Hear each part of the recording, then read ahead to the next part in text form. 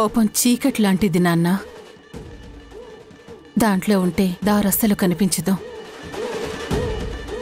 మనం కావాలని దాన్ని తెచ్చిపెట్టుకుంటే దానంతటా అది పోదు. మనమే అందులోంచి బయటికి రావాలి. రాకుండా ఉండిపోతే మన జీవితమంతా ఆ కోపం అనే చీకట్లోనే ఉండిపోతుంది. నాది సహజంగానే పుట్టిన పగ. నీది నా నుంచి తీసుకున్న కోపం. అది ఎప్పటికీ పోదు నాన్న. తరతరాలుగా అలాగే ఉండిపోతుంది. ఆ కృష్ణ తులసి ఆ కోపాన్ని తన కూతుళ్ళకి పంచి పెంచుతోంది. కాని నేను నా పిల్లలకి అది వారసత్వంగా అందించకూడదని అనుకుంటున్నాను. నా ఆస్తులు బిజినెస్లే వాళ్ళకివ్వాలని ఆశపడుతున్నాను. అమ్మా, నీకొక విషయం చెప్పనా? నేను ఈ ఊర్లో ఉండాలి, ఇక్కడ బిజినెస్ స్టార్ట్ చేయాలి అనుకున్నాను కాబట్టే వాళ్ళు విధించిన శిక్షని యాక్సెప్ట్ చేశాను. ఎందుకంటే బిజినెస్కి గుడ్ విల్లే పెద్ద పెట్టుబడిని నువ్వు నాకు నేర్పించిన పాఠం. అందుకే ఇక్కడ శిక్షని అనుభవిస్తున్నాను. విక్కీ, అమ్మా, వారాహికి మొమెంట్ ఇవ్వాల్సి వస్తే నువ్వు ఆ స్టేజ్ మీద అందరి ముందు ఎంత అవమానపడతావో నాకు తెలుసు. నా తల్లి అవమానపడితే నేను అస్సలు భరించలేనమ్మా. అసలు నీకు ఆ సన్మానం ప్రోగ్రాం గురించి ఎలా తెలిసింది? వాళ్ళు మన ఎనిమీస్ అమ్మా. వాళ్ళు ఎవరెవరు ఏమేం చేస్తున్నారో ఎప్పటికప్పుడు తెలుసుకోవాలి కదా. విక్కీ అవన్నీ అప్డేట్ అవుతూనే ఉంటాడు. నా కొడుకు సక్సెస్కి కేర్ ఆఫ్ అడ్రస్గా మారాలని నేను కోరుకుంటుంటే పగ ప్రతీకారాలని తన అడ్రస్గా మార్చుకుంటున్నాడు. అమ్మా, నువ్వు అవమానపడ్డం తట్టుకోలేకే నేను ఆ పని చేశానమ్మా. అదే నాన్న, నీ ఆలోచనకి నా ఆలోచనకి ఉన్న తేడా. నువ్వు ఫిజికల్గా థింక్ చేస్తున్నావు, నేను ఇన్నర్గా థింక్ చేస్తున్నాను. ఏ చీర వల్ల ఇంత గొడవ మొదలైందో ఆ చీరల బిజినెస్ని దెబ్బ కొట్టాలంటే ఇక్కడ మనం వాళ్లకంటే అట్రాక్టివ్గా చీరల బిజినెస్ పెట్టాలి. నీ ఆలోచన అటువైపు వెళ్తుందనుకుంటే నువ్వు పక్కదారిలో వెళ్తున్నావు. వద్దు నాన్న, ఇవన్నీ వద్దు. నువ్వు ఆ బిజినెస్ పనుల మీద కాన్సంట్రేషన్ చేయి. మీ తాతయ్య ఆల్రెడీ ఆ బిల్డింగ్ గురించిన గ్రౌండ్ వర్క్ చేస్తున్నారు. రేఖా, నువ్వు మన చీరల షాపులోకి కావాల్సిన ఎంప్లాయీస్ని రిక్రూట్ చేసే పని రేపే మొదలుపెట్టు. సరే అమ్మా. ఇంకా మిగతా విషయాలన్నీ పక్కన పెట్టి అందరూ ఒకే పని మీద కాన్సంట్రేషన్ చెయ్యండి.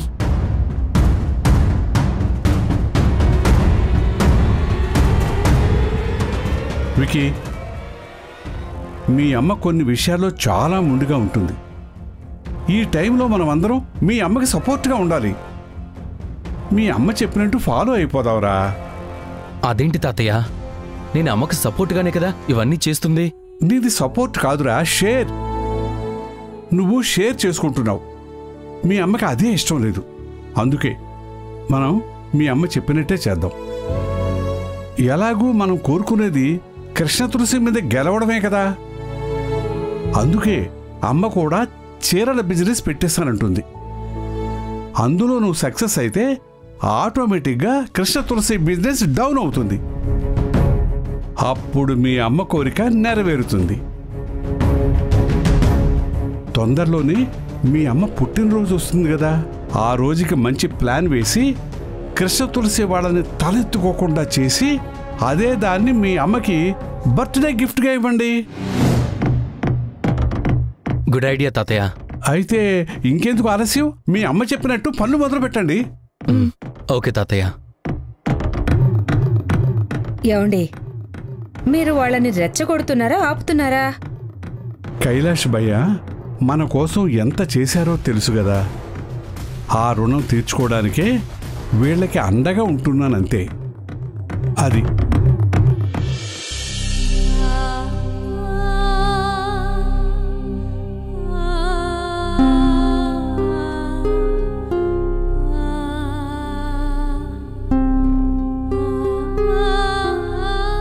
అమ్మా, రేపు ఏం కూర వండమంటావు? టిఫిన్కి పెసరట్టు ఓకేనా? అమ్మమ్మ, పప్పు నానబెట్టు.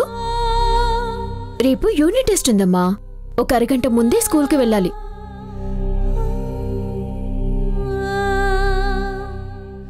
ఏమైందమ్మా అలా ఉన్నావు? ఒంట్లో బాగోలేదా?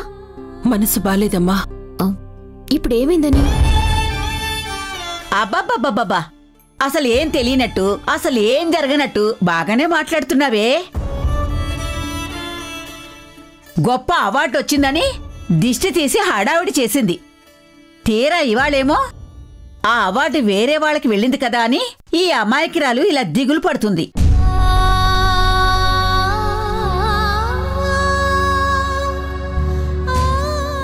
అమ్మా, దిగులు పడితే జరిగిపోయింది మారిపోతుందా? నేనసలు దాని గురించి ఆలోచించడం లేదు. కానీ నాకింకా ఆలోచన పోవడం లేదు. అందరూ నీ గురించి గొప్పగా మాట్లాడుకుంటుంటే వినాలని ఆశపడ్డానమ్మా. చూసావా, ఆశే అన్నింటికీ కారణం. ఎంత తక్కువ ఆశ ఉంటే అంత ఆనందంగా ఉంటాం. వారాహి, నీ మనసులో బాధ లేదో చెప్పు.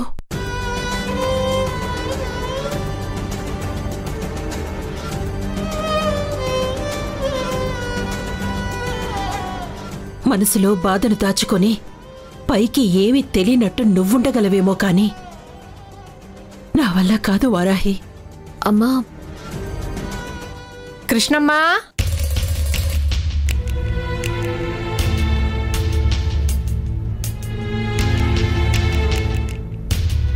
రండి జ్యోతి, రండి. లేట్ అయిందనేమనుకోవద్దు కృష్ణమ్మా. ఇదిగో చీరల డబ్బులు.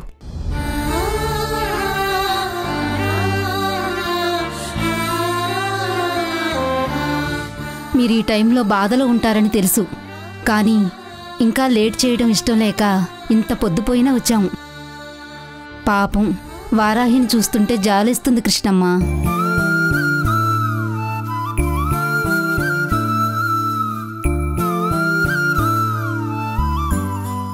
ఏదేమైనా అవార్డు రావటం గొప్ప విషయం, కానీ వచ్చింది వెనక్కెళ్లడం అనేదే బాధ కలిగించే విషయం.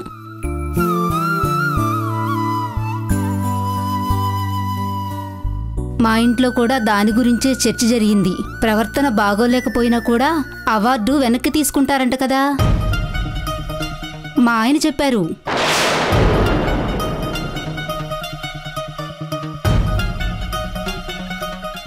అంటే తెలియక అడుగుతున్నాను, వారాహి ఏమైనా తప్పు చేసిందా?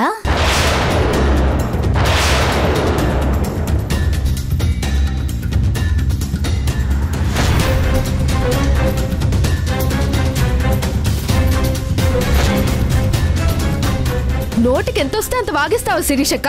మా గురించి మీకు తెలీదా? తెలుసులే అమ్మా, కానీ రోజులు మారుతున్నాయి కదా. ఎటెళ్ల కాలం మనుషులు ఎప్పుడూ ఒకేలా ఉండిపోతారా ఏంటి? చూడు శిరీష, ఎవరుండకపోయినా మేముండగలం. ఆ నమ్మకం మా మీద మాకుంది. ఇక మీరు వెళ్ళండి. సరే కృష్ణమ్మ. ఆగండి.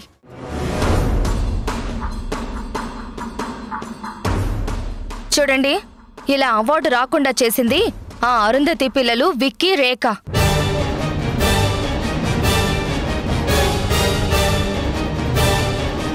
మా మీద కోపంతో వాళ్ళు చేసిన పనిది. ఈ విషయం మీ ఆయనకు కూడా చెప్పు. ఇంకొకసారి ప్రవర్తన గురించి మాట్లాడితే మామూలుగా ఉండదని కూడా చెప్పు. బాబోయ్, పిల్లలకి బాగా కోపం వచ్చింది. పిల్లలకే కాదు, నాకు కోపం వచ్చింది. తెలియక మాట్లాడావని, ఇంకెప్పుడు ఇలా నోరు జారవని నమ్ముతున్నాను కాబట్టి ఏమనకుండా వదిలేస్తున్నాను. వెళ్ళు.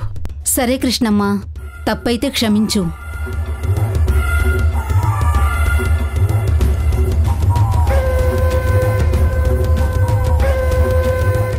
ఇంకా దాని గురించి డిస్కషన్ వద్దమ్మా. అయినా పోయింది అవార్డే కదా, ప్రాణం కాదు కదా. కూర్చుని భోంచేద్దాం.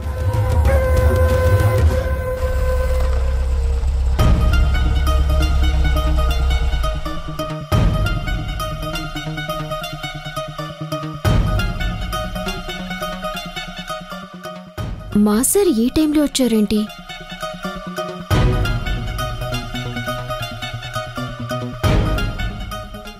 ఆగండి.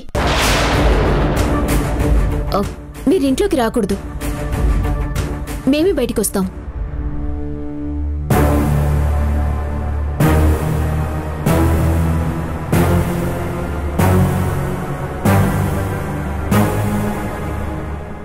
వారాహి గారు లోపలికి రావద్దంటున్నారేంటి? అది మేం పెట్టుకున్న నియమం అండి. దాంతోపాటు ఇంకా కొన్ని నియమాలు కూడా ఉన్నాయి. కిటికీలో నుంచి కనిపిస్తాయి చూడండి.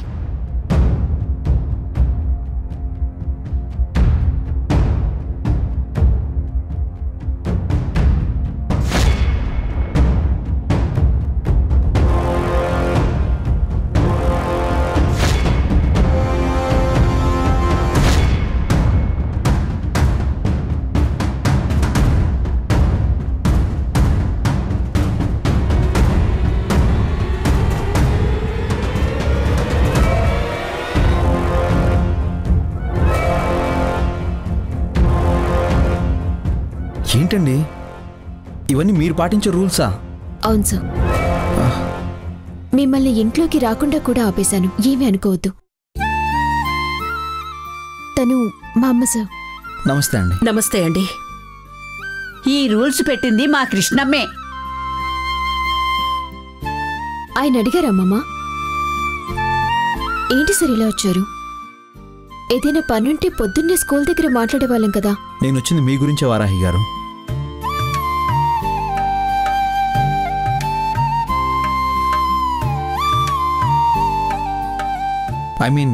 అభినందన సభలో పొరపాటు జరిగిందని నాకు తెలుసు, కానీ అక్కడేం చేయలేకపోయాను.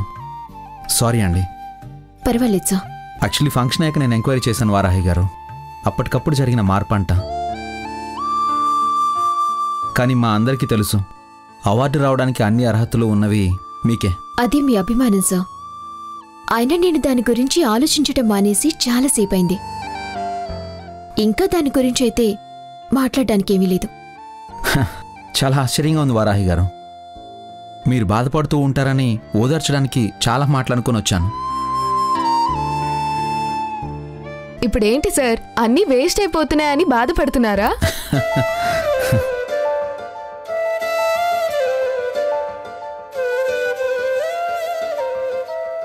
అదేం లేదు, మా స్కూల్లో పనిచేస్తున్న ఏ ఎంప్లాయీ గురించి అయినా మేము ఇలాగే ఆలోచిస్తాం. అందుకే వారాహి గారిని కన్సోల్ చేద్దామని వచ్చాను. అసలు తను బాధపడమే లేదు కాబట్టి నాకు కొంచెం రిలీఫ్గా ఉంది. వస్తాను వారాహి గారు, వెళ్ళొస్తానండి. అలాగే బాబు. మీ పేర్లేంటో ఇంకా నాకు తెలియలేదండి. Hasini, Kalyani, Sunaina. Oh, nice to meet you all. బాబు, నా పేరు నాగమణి. ఓ, చాలా బాగుంది, మంచి పేరు. నేను మీ వారాహి గారు పనిచేస్తున్న స్కూల్ ప్రిన్సిపల్ గారి అబ్బాయిని. నా పేరు Charan. Okay, nice to meet you all. Okay, bye, good night. Good night. అక్క, నువ్వు వదిలేసిన నీకు పరామర్శలు తప్పేలా లేవక్క. పోనీ 2 రోజులు స్కూల్కి వెళ్ళడం మానేయక్క, అంతా సర్దుమనిగాక వెళ్దు గాని. అలా స్కూల్ మానేస్తే ఆ శిరీష్ అక్క అన్నట్టు నిజంగానే నేనేదో తప్పు చేసి ఉంటానని అందరూ అనుకుంటారు. సునైనా, మన గురించి చెడుగా అనుకునే అవకాశం మనమెందుకివ్వటం? నిజమే వారాహి. పదండి, అందరం వెళ్ళి భోజనం చేద్దాం.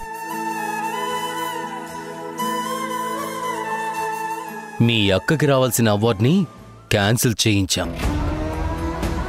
అసలు కదంతా ముందుంది కదా.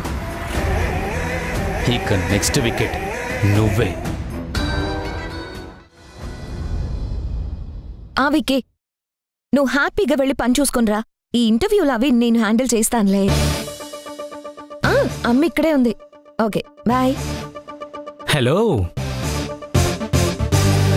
హే, ఆఫీస్కి ఇంటర్వ్యూకి వచ్చావా లేక ఫ్రెండ్స్ దగ్గరికి పార్టీకి వచ్చావా? నేనెవరో తెలిస్తే సర్టిఫికెట్స్ ఇస్తే నువ్వేమీ చెప్పక్కర్లేదు, అవే నీ డీటెయిల్స్ అన్నీ చెప్పేస్తాయి. సర్టిఫికెట్సా? నేను కూడా సర్టిఫికెట్స్ ఇవ్వాలా? బాబు బిల్డప్ రాజా. నా పేరు కుమార్ రాజా. సర్టిఫికెట్స్ ఇచ్చి ఇంటర్వ్యూకి కూర్చుంటావా, బయటికి వెళ్ళిపోతావా? టేబుల్ దగ్గర కూర్చున్నాక అడగకుండా వెళ్ళిపోతామా? ఓకే మేడం, ఇదిగోండి సర్టిఫికెట్స్.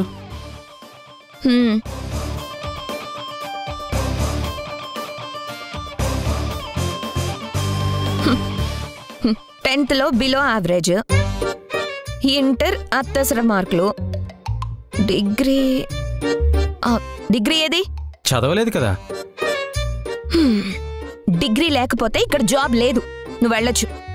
అది కాదండి, నా గురించి తెలిస్తే మీరు ఈ మాట అనరు. మాకు కావాల్సింది నీ బయోడేటా, నీ బ్యాక్గ్రౌండ్ కాదు. డిగ్రీ ఉండాలనేది మా కంపెనీ రూల్. మాట్లాడకుండా ఈ సర్టిఫికెట్స్ తీసుకుని వెళ్ళు. Okay madam. ఇలాంటి వాళ్ళని ఎక్కువసేపు ఎంటర్టైన్ చేయకూడదు, వెంటనే పంపించేయాలి. ఓకే అమ్మా. సరే, ఏదైనా అవసరం ఉంటే పిలు. అలాగే.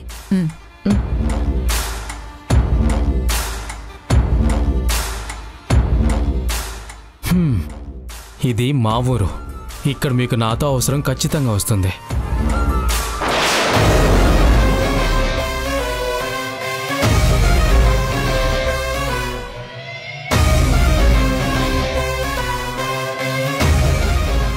ఏం ఆఫీసు, ఎవరి కంపెనీ అని ఏమీ తెలుసుకోకుండా ఇంటర్వ్యూకి ఎలా వచ్చేస్తావే?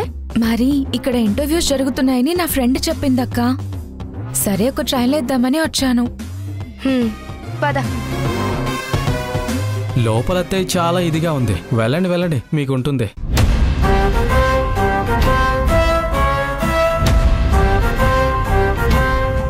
My name is Sunaina, B Tech complete అయింది.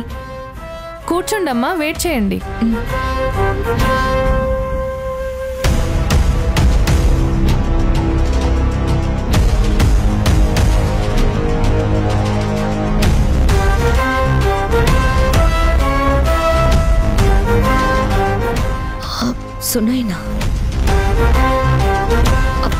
సునైనా వచ్చిందా?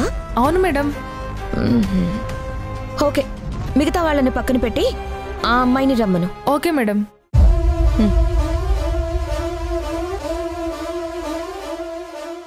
సునైనా, రిలాక్స్డ్గా ఉండు. సునైనా, మిమ్మల్ని మేడం పిలుస్తున్నారు. రాగానే పిలిపొచ్చింది. లోపలుంది మేడం అని తెలిసింది. ఇంక నీకు ఎదురులేదు. All the best. థ్యాంక్స్ అక్క.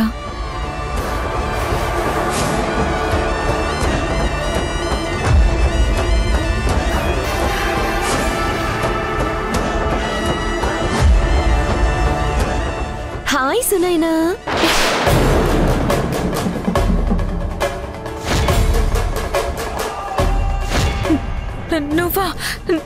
నువ్వెక్కడున్నావేంటి? అంటే ఇదెవరి కంపెనీయో కూడా తెలుసుకోకుండా ఇంటర్వ్యూకి వచ్చేసావా? అంటే ఇది మా అమ్మ అరుంధతి దేవి పెట్టబోతున్న Vikhyat fashions private limited company. నీకు భయం చాలా ఎక్కువ అనుకుంటా. డైరెక్ట్గా పులిబోన్లోకి వచ్చి ఇరుక్కుపోయిన మేక పిల్లలా భలే దొరికిపోయావు. రా కూర్చో. వద్దు, నేను తెలియకొచ్చాను. నన్ను వదిలేండి, వెళ్ళిపోతాను. వెళ్ళిపోతావా? వెళ్ళిపో. మరి సర్టిఫికెట్స్ వద్దా? కావాలి. నా సర్టిఫికెట్స్ నాకు ఇచ్చేయండి, నేను వెళ్ళిపోతాను. మర్యాదగా కూర్చో, లేదంటే నీ సర్టిఫికెట్స్ మొత్తం చించి పడేస్తాను. వద్దొద్దు. సర్టిఫికెట్స్ చించకూడదు అంటే మర్యాదగా కూర్చో. కూర్చో.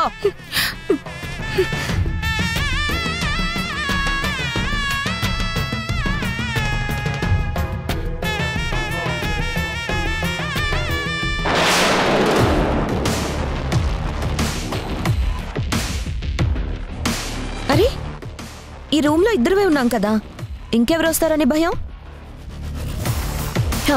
ఇప్పుడు చెప్పు, మీ అమ్మ చీరల బిజినెస్ బాగుంది కదా, మరి నువ్వెందుకు ఇక్కడికి జాబ్ కోసం వచ్చావు? ఏ, ఆ డబ్బులు చాలవా లేక సరిపోవా? అది సునైనా వెళ్ళి ఇంతసేపు అయింది, ఇంకా రాలేదు. ఈ పాటికే లోపల నుంచి అరుపులు వినపడాలి, మన అవసరం రావాలి, కానీ రాలేదేంటి? ఏయ్, మేము ఎలాంటి వాళ్ళో నీకు తెలుసా? నీలాంటి వాళ్ళందరినీ ఎంతో మందిని మాయం చేశాం. మా కొడ్డొచ్చినందుకు కొంతమందిని చంపేశాం కూడా. అందుకే చెప్తున్నా, ఇంటికి వెళ్ళి మీ అమ్మకి చెప్పు. వెళ్ళి అరుంధతి గారి కాళ్ళ మీద పడి క్షమాపణ అడగమని చెప్పు.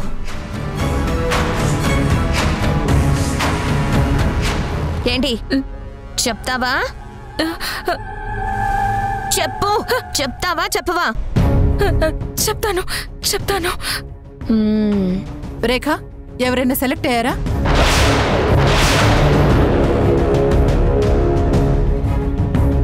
తను మన దగ్గరకు వచ్చిందేంటి? ఎందుకలా వణికిపోతున్నావు? అమ్మా ఈ సునయనికి భయం ఎక్కువ, అందుకే అవకాశం దొరికిందని ఇంకొంచెం భయపెడుతున్నాను. వీళ్ళమ్మ ఎంతో ధైర్యంగా ఎదుటి వాళ్ళ జీవితాల్ని నాశనం చేస్తుంది. అలాంటి దాని కడుపున ఎలాంటి పిరికిది పుట్టిందా? నిజంగానే భయపడుతుందా లేక భయం నటిస్తుందా? నిజంగానే భయపడుతుందమ్మా. ఎంత భయపడే మనిషి జాబ్ ఎలా చేస్తుంది? హాయ్, మా అమ్మ అడిగితే సమాధానం చెప్పవే, చెప్పు.